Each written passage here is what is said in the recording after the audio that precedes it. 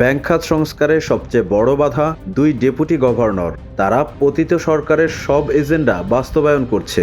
তাদের অসহযোগিতার কারণে বর্তমান গভর্নর আহসান এইচ মনসুর কোনো কাজ করতে পারছেন না বলে বাংলাদেশ ব্যাংকের একটি সূত্র জাতীয় অর্থনীতিকে নিশ্চিত করেছে।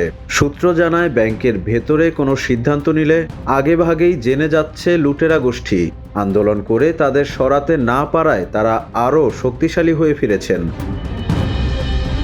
তবে কোণঠাসা হয়ে পড়েছেন স্বৈরাচার বিরোধী ও তাদের দুইজনের পদত্যাগের দাবিতে আন্দোলনকারী কর্মকর্তা-কর্মচারীরা।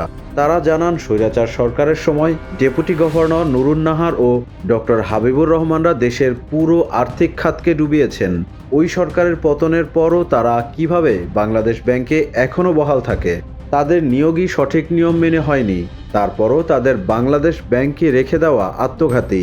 তারা কেউ এসালম আর কেউ অরিয়ন গ্রুপের পারপাস সার্ভ করছেন। তাদের রেখে দেওয়ার কারণে আর্থিক খাতের সংস্কার করা যায়নি। নাম প্রকাশে অনিচ্ছুক আন্দোলন করা এক পরিচালক জাতীয় অর্থনীতিকে জানান, তাদের দুইজনের অনিয়ম সম্পর্কে বাংলাদেশ ব্যাংকের সবাই জানে, তারপরও তারা এখনও স্বপদে বহাল আছেন, যা জুলাই আন্দোলনের প্রতি কুঠারাঘাত। তাদের বিরুদ্ধে যারা আন্দোলন করেছিল তারা এখন কোণঠাসা হয়ে আছেন, আর তাদের শক্তি সাহস দুটোই এখন বেড়েছে। তাদের রেখে দেওয়ার কারণে এখনও ব্যাংক খাত সংস্কার করা যায়নি। তিনি আরও বলেন, এই দুই ডেপুটি গভর্নর সংস্কারের পথে বাধা হয়ে দাঁড়িয়েছেন। তারা এখনও লুটেরা গোষ্ঠীর পারপাস সার্ভ করেন। তাদের সরিয়ে দুর্নীতিমুক্ত কাউকে ওই পদে বসালে আর্থিক খাত 50% ঠিক হয়ে যাবে। জানা গেছে, আওয়ামী লীগ সরকারের আমলে কেন্দ্রীয় ব্যাংকের গভর্নর ও ডেপুটি গভর্নর সহ শীর্ষ কর্মকর্তাদের আনুকূল্যে বিভিন্ন ব্যবসায়ী গ্রুপ প্রায় 2 লাখ কোটি টাকা লোপাট করে। এ কারণে সরকার পতনের দিন থেকেই পলাতক সাবেক গভর্নর আব্দুর রউফ তালুকদার। বাংলাদেশ ব্যাংক কর্মকর্তাদের বিক্ষোভের মুখে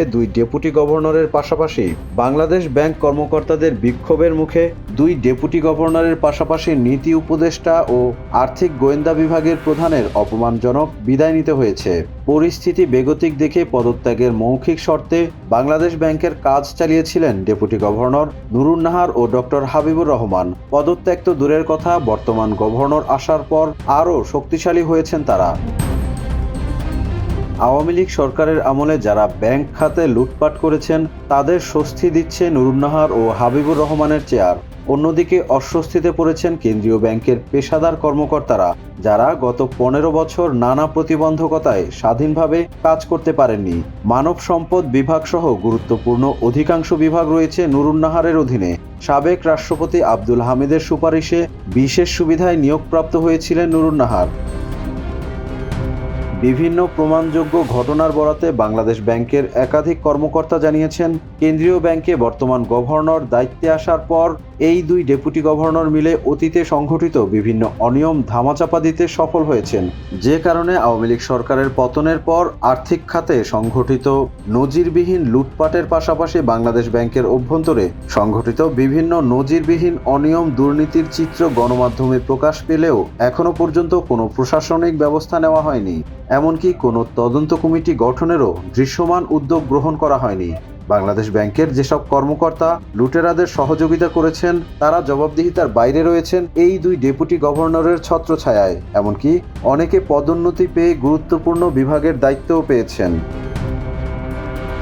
জানা গেছে, ছাত্র জনতার ঐতিহাসিক বিপ্লবে রাজনৈতিক পট পরিবর্তনের আগে অনিয়মের মাধ্যমে ডেপুটি গভর্নর 2 নুরুন নাহার, সাবেক ডেপুটি গভর্নর 1 কাজী সাইদুর রহমানের স্থলাভিষিক্ত হন। বাংলাদেশ ব্যাংকের কয়েকজন কর্মকর্তারা জানান, নুরুন নাহার ডেপুটি গভর্নর 1 হওয়ায় ব্যাংক সংস্কারে কোনো ধরনের মন্তব্য বা পরামর্শ দিতেও ভয় পাচ্ছেন কর্মকর্তারা। ব্যাংকের অভ্যন্তরে নুরুন নাহার একটি সিন্ডিকেট গড়ে তুলেছেন।